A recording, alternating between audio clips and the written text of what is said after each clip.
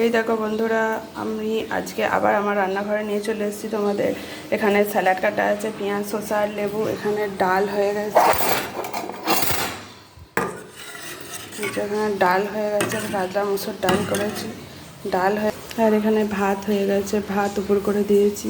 এখানে হচ্ছে আমের চাটনি, তা পটল ভাজবো। এই যে আম কেটেছি, আমের চাটনি করব, পটল ভাজবো, আর ভাজবো আলু ভাজা আর উচ্ছে ভাজা। বন্ধুরা দেখতে থাকো, এভাবেই আমরা রান্নাটা শুরু করে নিয়েছি। তা আজকে এখন আমের চাটনি বসাচ্ছি, আর এখানে আছে শাক ভাজা আর মাছ ভাজা। এই যে শাকটা ভাজা হবে, মাছটা এখনো ধোয়া হয়নি, মাছটা ভাজা হবে।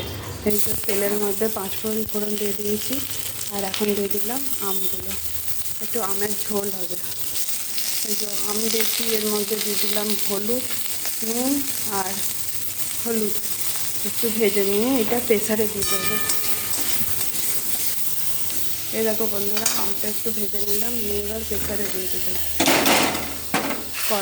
কড়াটা ধুয়ে জলটাও দিয়ে দিচ্ছি এই আমের মধ্যে। এবার এর মধ্যে নুন, হলুদ, মিষ্টি দিয়ে চাপা দিয়ে দেবো। ব্যাস, আমার আমের চাটনি রেডি।